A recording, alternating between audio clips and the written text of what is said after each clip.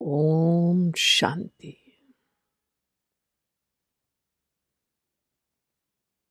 ज्ञान सागर बाबा हम बच्चों को ज्ञान देते हैं, रूखा सूखा ज्ञान नहीं है।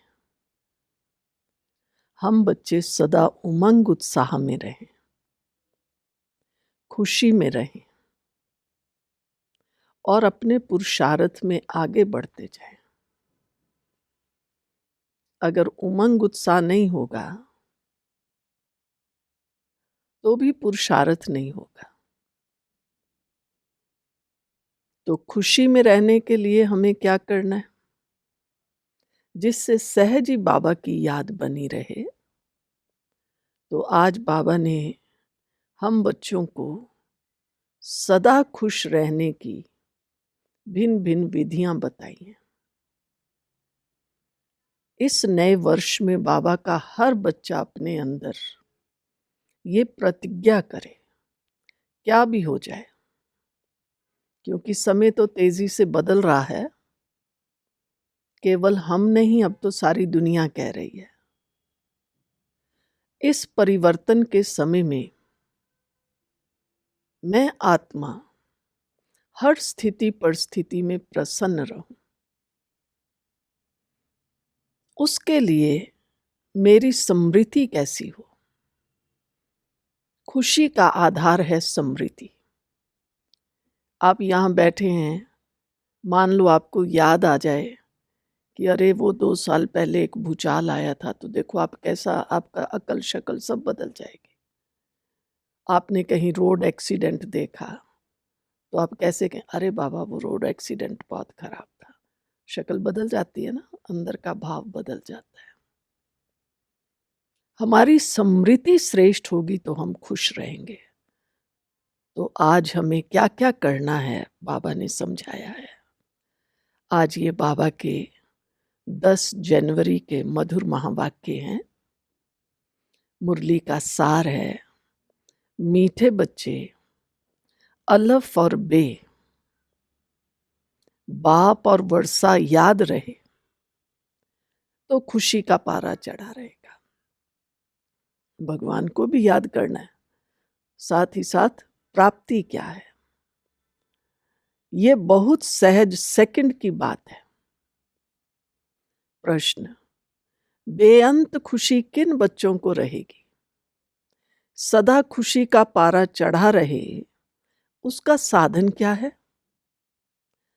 जो बच्चे अशरीरी बनने का अभ्यास करते हैं, बाप जो सुनाते हैं उसको अच्छी रीति धारण कर दूसरों को कराते हैं, उन्हें ही बेअंत खुशी रह सकती है। खुशी का पारा सदा चढ़ा रहे, इसके लिए अविनाशी ज्ञान रत्नों का दान करते रहो। केवल याद ही नहीं है, खुशी के लिए ज्ञान रत्नों का दान भी करो, बहुतों का कल्याण करो। सदा ये समृद्धि रहे, हम अभी सुख और शांति की चोटी पर जा रहे हैं तो खुशी रहेगी। आज बाबा ने मुरली की शुरुआत में ही बच्चों को कहा है कि हर एक सेकंड में लिख कर बाबा को दिखा जाए किसकी याद में बैठे हो। बाबा जब साकार में थे, कई बार बाबा ऐसा अचानक ही होमवर्क कहें, क्लास वर्क कहें, देते थे। तो आज भी बाबा ने आते ही कहा है, 1 सेकंड में लिख के दो किसकी याद में। ऐसा लंबा लंबा नहीं लिखना है, मैं शिव बाबा को याद कर रहा हूँ, ब्रह्मा नहीं। किसको याद कर रहे हो? शिव बाबा, बाप दादा, ब्रह्मा बाबा, किसको याद कर रहे हो? इसे लिखने में कोई टाइम नहीं लगता है। बाबा ने कहा इसे लिखने में कितना क्या टाइम लगता है। तो उस समय बाबा के आगे जो भी बच्चे बैठे थे उन्होंने लिखा और बाबा को दिखाया। तो बाबा ने क्या कहा, सबने लिखकर बाप दादा को दिखाया, फिर बाबा ने भी लिखा। बाबा भी तो स्टूडेंट है ना। बाबा ने जो लिखा सो कोई ने नहीं लिखा। बाबा ने लिखा अलफ और बे, कितना सहज है। देखो 2 शब्द, अलफ अल्लाह बे बादशाही। योग का आधार ये है। बहुत से भाई बहन कहते हैं योग में बैठते हैं लगता नहीं, योग में बैठते हैं बुद्धि स्थिर नहीं होती। हमारा रूखा सूखा योग नहीं है। अलफ अल्लाह, भगवान को याद करो, साथ में बे बादशाही। प्राप्ति क्या है? जैसे आप बच्चे को कहते हैं ना, आओ आओ तुम्हें टॉफी देंगे, तब वो भाग के आता है। केवल आओ तो वो नहीं आएगा। तो बाबा भी हमें टॉफी भी देता है, कहता बे बादशाही। अलफ माना बाबा, बे माना बादशाही। बाबा पढ़ाते हैं और तुम राजाई प्राप्त करते हो। अलफ और बे याद करने और लिखने में तो बस 1 ही सेकंड लगता है। अलफ और बे, आपको पता है अलफ बे उर्दू में जब लिखते हैं, अलफ ऐसे सीधा डंडा अलफ, और बे ऐसे करके बस बिंदी। हिंदी में लिखेंगे शायद थोड़ा ज्यादा समय, वो तो अलफ बे। यदि ये 2 शब्द अर्थ सहित बुद्धि में याद रहें, अर्थ सहित, तो खुशी का पारा चढ़ा रहता है। बाबा ने अलफ का एक अर्थ और बताया, हाईएस्ट चोटी, जिससे ऊपर कुछ भी नहीं होता। हम आत्माओं का भी रहने का स्थान भी ऊंचे ते ऊंचा है, परम धाम। ले जाओ बुद्धि परम धाम 1 सेकंड में। बाबा ने कहा हम बच्चों की इतनी अच्छी अवस्था होनी चाहिए कि कहने की भी आवश्यकता ना पड़े। बस 1 सेकंड में बुद्धि टिक जाए। किस में टिके? आज बाबा किस और ध्यान खिंचवा रहे हैं? अलफ और बे के अर्थ में। अलफ अल्लाह, बे बादशाही, वर्षा, सतयुगी दुनिया। बाबा और वर्षा। बाबा मुझे देवता बना रहा है, सतयुगी दुनिया में ले जा रहा है।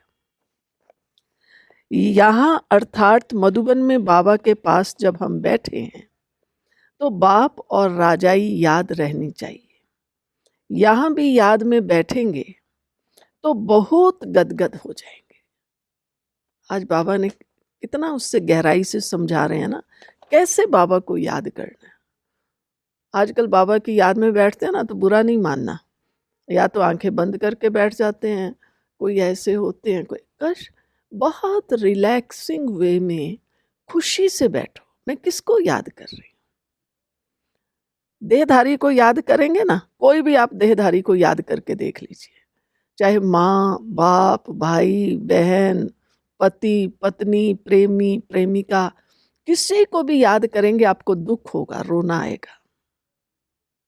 बाबा को याद करिए, मेरा मीठा बाबा। आपके अंदर में संतोष खुशी पैदा होगी। तो आज बाबा कैसे याद करें और क्या अनुभूति होनी चाहिए, कितना अच्छा शब्द बाबा ने कहा है। यहां भी याद में बैठेंगे तो बहुत गदगद हो जाएंगे। ब्रह्मा बाबा ने अपना अनुभव बताया कि बाबा भी इस खुशी में बैठे हैं, यहां की कोई बात याद ही नहीं, ऐसा बैठना है। आगे दादियां हमें योग कराती थी, योग में बिठाती थी ना, हम 2-2 घंटा बाद दादियों के साथ 3-3 घंटा ऐसे बैठे रहते, बस नैन खुले हैं ऐसे देख रहे, जरा भी हिलना डुलना नहीं, एकदम स्थिर। आजकल तो पता नहीं आंखें बंद कर लेते हैं, कोई ऐसे होते हैं, ऐसे नहीं करना। यहाँ की कोई बात याद ही नहीं, बाबा याद करते हैं वहां की बातें, सतयुगी। बाबा और राजाई जैसे कि दर पे खड़े हैं, ऐसे अनुभूति होनी चाहिए। बाप कहते हैं तुम बच्चों के लिए राजाई ले आया हूं, तुम सिर्फ याद नहीं करते, इसलिए तुम सिर्फ याद नहीं करते, इसलिए खुशी नहीं ठहरती। हम बाबा के बच्चे कभी खुश कभी नाराज। तुम उठते बैठते अपने को आत्मा समझो और मुझ बाप और वर्षे को याद करो। बाबा ने आज की मुरली में आत्मा की रॉकेट से उपमा की है। 1 सेकंड में शरीर छोड़ कहाँ की कहाँ चली जाती है। रॉकेट देखो कैसा 1 सेकंड है, हम कर सकते हैं 1 सेकंड में परम धाम में।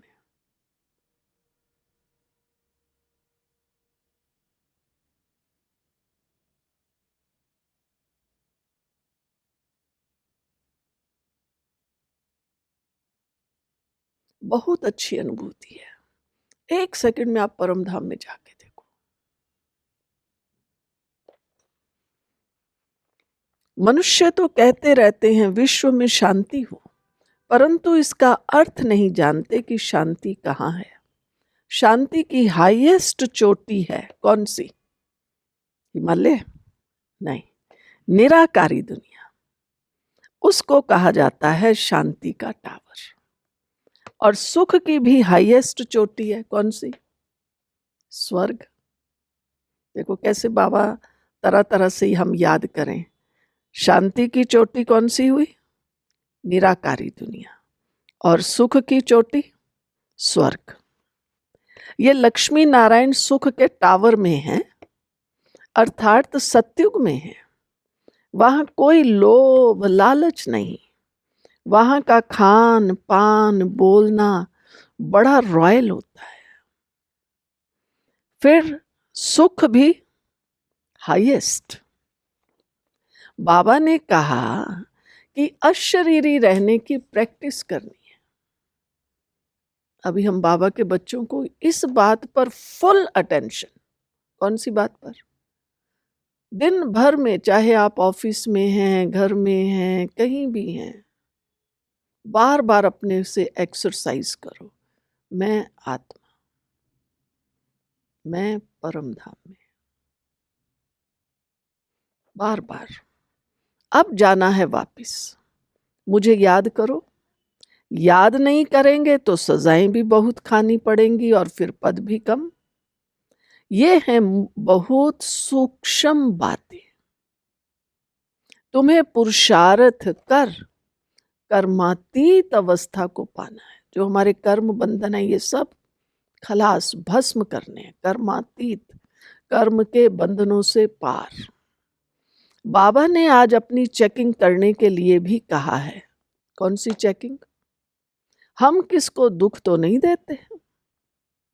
बाप कितना मीठा है, मोस्ट बिलेवेड है ना, तो बच्चों को भी बनना है। सब मनुष्य गाते हैं ऊंचे ते ऊंचा भगवान। बुद्धि में निराकार ही याद आएगा। निराकार तो है ही, फिर है ब्रह्मा विष्णु शंकर। उनको भगवान नहीं कहेंगे। अब तुम स्वर्ग में जाने के लिए पुरुषार्थ कर रहे हो। पूछो अपने अपने से, दिन में हमें कितनी बार याद आता है बाबा मुझे स्वर्ग में ले जा रहा है। दुनिया में किसी को कहेंगे ना स्वर्ग में ले जा रहा है तो बेचारा डर जाएगा। वो समझेगा स्वर्ग में ले जा रहा है माना मर जाऊंगा। नहीं, बाबा हमें स्वर्ग के लिए तैयार कर रहे हैं। मन बुद्धि संस्कार से तैयार करते हैं।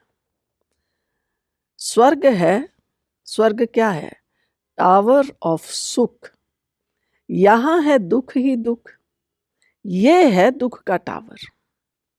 अब बाप ने समझाया है, ये जो कुछ तुम यहां देखते हो ये वहां नहीं रहेगा। आज कलयुगी दुनिया में हम जो कुछ भी देख रहे हैं, सतयुग में ये कुछ भी नहीं होगा। अचानक मौत ऐसा आएगा जो सब खत्म हो जाएंगे। अब हमने तो कहना छोड़ दिया विनाश विनाश विनाश। अब हम तो बाबा के बच्चे क्या कहते हैं? बस अब तो सतयुग आया कि आया, हम देवता बने कि बने। अब तो सारी दुनिया कह रही है। क्या कह रही है? बस ये दुनिया गई कि गई। अचानक मौत ऐसा आएगा जो सब खत्म हो जाएंगे। मौत देखना मासी का घर नहीं है। इनको कहा जाता है दुख की चोटी और वो है सुख की चोटी। आज सारा दिन ये अनुभव करो, दुख की चोटी, सुख की चोटी। बाबा ने आज ज्ञान की धारणा के लिए भी कहा कि धारणा तब हो, कब होगी? ज्ञान धारण करना आसान है या मुश्किल है? मुश्किल लगता है। उसके लिए क्या चाहिए? बुद्धि गोल्डन एज हो। धारणा नहीं होती तो खुशी भी नहीं रहती। एकदम हाईएस्ट पढ़ाई वाले भी हैं तो लोएस्ट भी हैं। पढ़ाई में फर्क तो है ना। याद बिगड़ तो तुम पवित्र कभी नहीं बन सकेंगे। बाप ही चुंबक है, वह एकदम हाईएस्ट पावर वाला है। सुना, मैग्नेट भी बड़ा पावरफुल है। उन पर कभी कट चढ़ नहीं सकती, बाकी सब पर कट चढ़ी हुई है। उनको उतार फिर सतो प्रधान बनना है। बाप कहते हैं क्या करो कट उतारने के लिए? माम एकम याद करो और कोई में ममत्व ना रहे। बाप आते हैं टावर पर ले जाने तो श्रीमत पर चलना पड़े। पहले नंबर में इन लक्ष्मी नारायण का ही गायन है। वह एकदम टावर में होंगे। बाप इतना पढ़ाते हैं परंतु बच्चों में रात दिन का फर्क पड़ जाता है। कहाँ राजा रानी, कहाँ दास दासियां जो अच्छी रीति पढ़ते और पढ़ाते हैं वह छिपे नहीं रह सकते। झट कहेंगे बाबा हम फलानी जगह जाकर सर्विस करते हैं। सर्विस तो ढेर पड़ी है, तुम्हें इस जंगल को मंगल मंदिर बनाना है। रोटी टुक्कड़ खाया न खाया ये भागे सर्विस पर। तुम्हारे लिए तो मिरुआ मौत और मलू का शिकार। तुम्हारी खुशी का पारावार नहीं। तुमको बेअंत खुशी होनी चाहिए। तुमको बहुतों का कल्याण करना है। पिछाड़ी को कर्मातीत अवस्था होनी है। कब आएगी पछाड़ी? अब तो आ गई। हाँ अच्छा, मीठे मीठे सिकिल दे बच्चों प्रति मात पिता बाप दादा का याद प्यार और गुड मॉर्निंग। रूहानी बाप की रूहानी बच्चों को नमस्ते। हम रूहानी बच्चों की रूहानी बाप को याद प्यार और नमस्ते। वरदान। सहन शक्ति की धारणा द्वारा सत्यता को अपनाने वाले सदा के विजयी भव। दोनों का गहरा संबंध है। जिनमें सत्यता होगी उनमें सहन शक्ति होती है। आप कभी करके देख लीजिए। मैं सच्ची हूं, आप कुछ भी कहते रहिए, कहेंगे भाई देख लो। उनमें स्वतः सहन शक्ति होगी। दुनिया वाले कहते हैं आजकल सच्चे लोगों का चलना ही मुश्किल है, झूठ बोलना ही पड़ेगा। कई ब्राह्मण आत्माएं भी समझती हैं कहाँ कहाँ चतुराई से तो चलना ही पड़ता है। लेकिन ब्रह्मा बाप को देखा, सत्य व पवित्रता के लिए कितनी अपोजिशन हुई, फिर भी घबराए नहीं। सत्यता के लिए सहन शक्ति की आवश्यकता होती है। सहन करना पड़ता है, झुकना पड़ता है, हार माननी पड़ती है, लेकिन वह हार नहीं सदा की विजय है। स्लोगन। प्रसन्न रहना और प्रसन्न करना। फिर आगे, प्रसन्न रहना और प्रसन्न करना। बहुत अच्छा आज ये बाबा का स्लोगन है। ये है दुआएं देना और दुआएं लेना। तो आप सब बाबा के बच्चे सदा अपनी झोलियां दुआओं से भरते रहें और प्रसन्न रहें। ओम शांति।